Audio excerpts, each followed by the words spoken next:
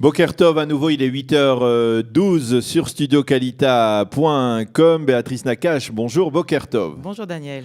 Heureux de vous retrouver dans ce studio de studioqualita.com pour parler, comme je le disais tout à l'heure, d'une des pages les plus sombres, on va dire, de l'histoire de France et de l'histoire de la Shoah en France. Parce que, en fait, ce qui a provoqué notre rencontre aujourd'hui, c'est l'ouverture, décidée, annoncée il y a quelques semaines, à peine, il y a 2 ou 3 semaines, des archives de la police française pour les années de 1942-1944, ces années au cours desquelles, eh bien, on le sait, la police française a collaboré avec l'occupant nazi, avec les nazis, et collaboré entraînant, bien entendu, la déportation de milliers de juifs de France. Alors, dans ces archives, il y a énormément de choses. Il faut préciser peut-être que ces archives ne peuvent pas être consultées par tout le monde. Il faut se rendre dans certains endroits. Vous allez nous les expliquer où.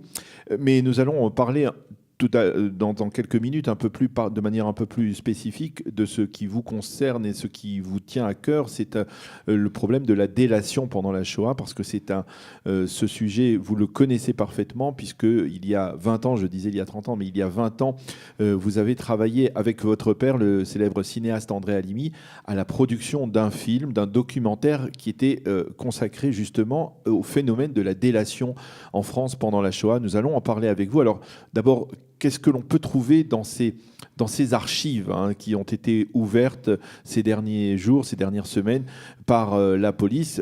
Je crois que c'est une obligation, puisqu'il y a 75 ans qui sont passés depuis le délai de 75 ans est le délai imparti pour permettre d'ouvrir ce genre d'archives.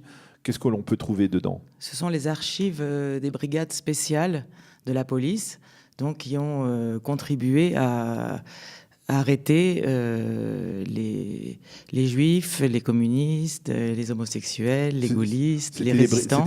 Le terme, ça existait, des brigades spéciales. C'est ça, les brigades spéciales, exactement. Donc ce sont ces archives-là qui ont été ouvertes en intranet pour permettre aux historiens et aux spécialistes de mieux comprendre. Maintenant, ça n'est pas ouvert à tout public sur Internet. C'est-à-dire qu'il faut, par exemple, se rendre au mémorial de la Shoah à Paris pour les consulter. Par exemple, ou au mémorial de l'Holocauste à Washington. Donc c'est un accord entre la préfecture de police, le mémorial de la Shoah et le mémorial de l'Holocauste à Washington. Alors, justement, la question que l'on peut se poser, c'est qu'est-ce qu'on peut trouver dans ce type d'archives ? Qu'est-ce qu'on peut trouver ? Pas uniquement des lettres de délation, comme le sujet qui nous concerne aujourd'hui, mais aussi des enquêtes suite peut-être à ces délations, qui n'étaient pas forcément des lettres d'ailleurs, qui étaient aussi orales. On peut trouver des recensements de la police faits par rapport à la population juive, à la communauté juive, ou ça peut être aussi des éléments que l'on peut trouver dans ces archives. Mais ces recensements, ils ont déjà aussi été trouvés dans le commissariat aux questions juives. Ah oui, c'est ça. Et donc c'est pas uniquement consacré aux Juifs. Au problème des Juifs. Voilà, c'est ça. C'est plus général. Et c'est pas consacré à la délation, mais à tout ce qui s'est passé à cette époque-là pour pister les personnes qui devaient être arrêtées et remises à la police de Vichy ou aux Allemands. Alors, effectivement, vous avez parlé du commissariat aux questions juives. C'était effectivement un commissariat qui existait. Je crois que son chef était Darquier de Pellepoix pendant la Shoah. Qu'est-ce que l'on trouve dans ces archives qui se rapportent à la délation en particulier ? C'est-à-dire, dans ces archives de la police, dans les archives du commissariat aux affaires juives, combien, par exemple, on a recensé de délateurs pendant la Shoah ? On a recensé environ 200 000 délateurs en France, mais enfin, il y a eu de nombreuses lettres. Il faut préciser tout de même que je ne suis pas historienne, et donc je ne suis pas spécialiste de la question. Je ne voudrais pas dépasser mes connaissances. Quand on parlait de 4 millions de délateurs... Il y a eu environ 3 millions de délateurs, 3 millions de lettres de délation qui ont été retrouvées. Un grand nombre de lettres qui ont été écrites après la Libération et qui étaient anonymes et donc qui ne permettaient pas d'arrêter les délateurs, ont été supprimées. Mais il y a environ 3 millions de délateurs qui ont été recensés. Qui dénonçaient donc les juifs, mais aussi communistes, homosexuels, résistants. C'était devenu un véritable fléau en France pendant ces années, on va dire, les années 42, 44, 43, 44. On dénonçait presque au quotidien. Et pourquoi on dénonçait? Quels étaient les motifs des délateurs? Oui, exactement. On dénonçait au quotidien, c'est pas presque, c'était au quotidien. Donc il y a un certain nombre de lettres par jour qui arrivaient.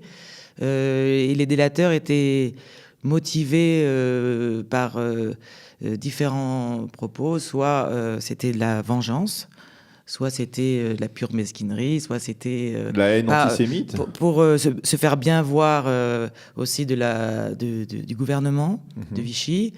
Ou alors, c'était aussi parce que dans la plupart des cas, il y avait des récompenses qui étaient accordées aux délateurs. Ça allait de 50 francs par tête ou jusqu'à des milliers de donc c'est-à-dire les délateurs francs. Savaient qu'ils pouvaient tirer un bénéfice financier. Beaucoup étaient intéressés, donc il y avait des tarifs, on va dire, et des gens qui étaient plus faciles. Il était plus facile d'arrêter un juif qui se promenait avec une étoile jaune ou une famille de juifs qui était cachée chez une autre famille de non-juifs, par exemple. Donc c'était une proie facile, et il n'était pas armé, alors qu'attraper un résistant qui avait tué un soldat allemand ou attraper un communiste qui était en réseau, c'était beaucoup plus difficile et sa tête était beaucoup plus chère.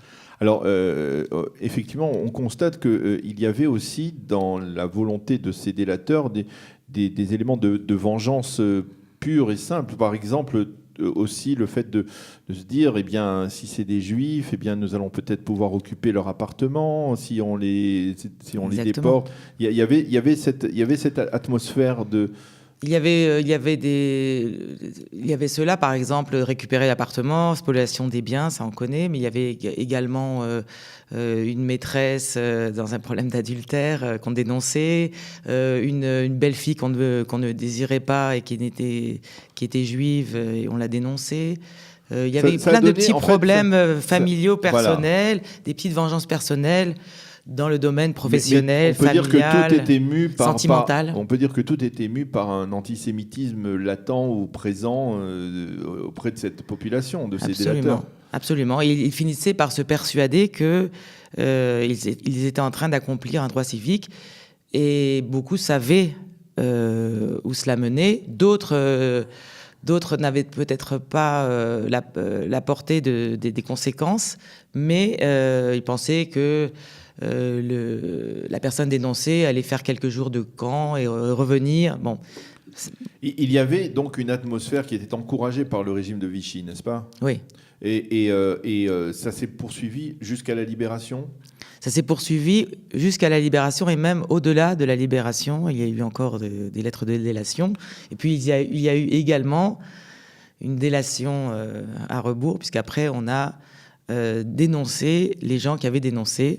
Donc bon, ça c'est pas plus mal, mais enfin il y a eu aussi une délation dans ce sens. Après, au moment de la libération. Au moment de la libération. Alors, vous avez travaillé sur ce sujet avec votre père, je le disais tout à l'heure, le cinéaste André Halimi. Qu'est-ce qui était particulier? Qu'est-ce que vous avez marqué, choqué lorsque vous avez travaillé sur ce sujet? Qu'est-ce qu'il avait lui-même marqué? Il n'est plus parmi nous. Qu'est-ce qui l'avait particulièrement choqué dans la préparation de ce documentaire? Ce qui l'avait choqué, c'était la mesquinerie humaine qu'il avait déjà découvert quand il avait préparé son sujet Chantons sous l'occupation, qui était un film qui est sorti en 1976. Et sur les Français qui ont chanté pendant l'occupation, qui se sont donnés en spectacle devant les Allemands, qui ont diverti Paris, etc. Le plus célèbre étant Maurice Chevalier, je suppose. Oui, exactement. Et ensuite, il a découvert, à travers les recherches qu'il a fait pour ce film, la délation, même parmi les comédiens de la Comédie Française, qui dénonçaient communistes, gaullistes, etc. Donc il a vu qu'il y avait ce phénomène, et quand il a commencé à creuser, et il a découvert toutes ces lettres, et ce qui l'intéressait, c'était c'était ce qui le fascinait, le révulsait aussi, c'était de voir à quel point la bassesse humaine qui réside. Alors dans ce documentaire, on voit des témoignages de gens qui ont qui ont été victimes, on va dire, de cette délation. Et on voit des lettres, effectivement. On peut lire, consulter des lettres de délateurs. Alors qu'il y a eu un livre, et puis il y a eu le film, le documentaire de 52 minutes, où on a donc toutes les lettres, enfin un grand nombre de lettres qui ont été sélectionnées, pour la plupart des lettres de dénonciation contre les Juifs. Mais il n'y avait pas que les lettres, puisqu'il y avait également des radios, et puis des journaux, comme... Les radios, c'était les radios que l'on connaissait, les radios antisémites qui diffusaient à Paris. Les radios oui, Radio Paris. Il y avait une émission qui était consacrée à la délation. Et puis également des journaux français. C'est-à-dire les gens téléphonaient ou les gens envoyaient des lettres et les lettres étaient lues pendant Non, c'était pas des lettres qui étaient lues. On disait que Monsieur X résidait là et était probablement juif puisque son frère était juif. Donc ça, c'était à la radio. Et puis, dans les journaux, il y avait des rubriques un peu comme des petites annonces avec le nom des gens, leur adresse ou le lieu dans lequel ils se cachaient. Et voilà, donc on avait accès et on a retrouvé, j'ai retrouvé dans les archives de la société de mon père des tonnes d'une part de lettres, mais aussi de journaux avec des annonces comme on a le sentiment qu'il y a eu une soupape, une chape de plomb autour de ce sujet de la délation. C'est-à-dire que les Français ont peu à peu reconnu leur responsabilité dans ce qui s'est passé pendant la Shoah, Vichy. Il y a eu le discours de Chirac en 1995. Mais on a presque mis de côté ce sujet de la délation, si ce n'était le documentaire de votre père. Oui, on n'en aurait peut-être pas entendu parler de manière aussi évidente. Oui, des deux côtés, il y a eu une chape de plomb. Même du côté des personnes dénoncées, parce qu'au départ, elles ne voulaient pas parler. Et c'est que petit à petit, que les langues se sont déliées. Et petit à petit, quand ils ont commencé à raconter, parfois, certains ne sont même pas allés revoir ceux qui ont été heureusement sauvés, qui ont échappé à la déportation, ne sont même pas allés revoir ceux qui les avaient dénoncés, tellement ils voulaient occulter le sujet.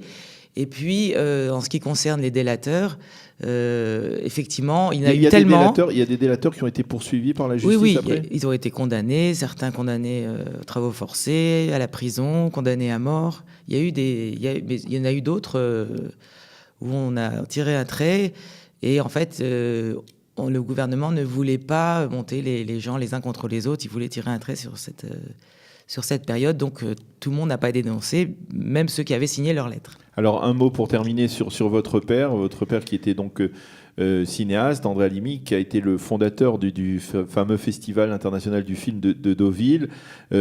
Festival du cinéma américain de Deauville. Ouais.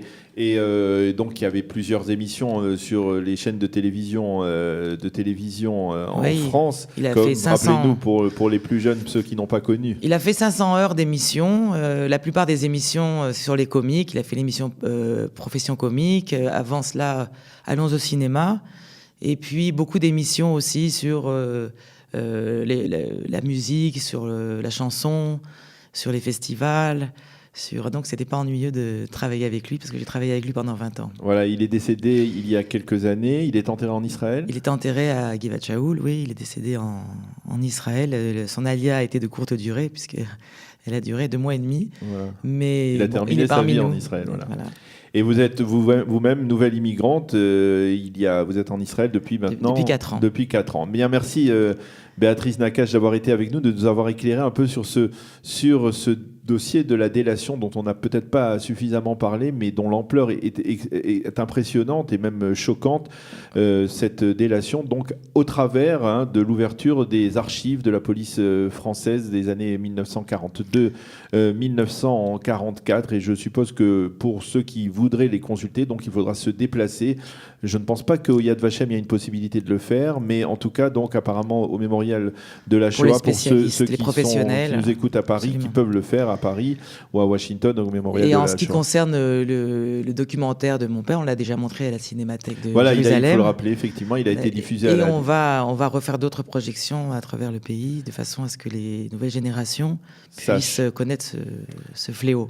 Merci Béatrice Nakache d'être venue dans notre studio ce matin. Merci, sur studiocalita.com. Nous nous retrouvons dans quelques instants avec Eliana Gurfinkel pour sa chronique quotidienne Un jour, notre histoire.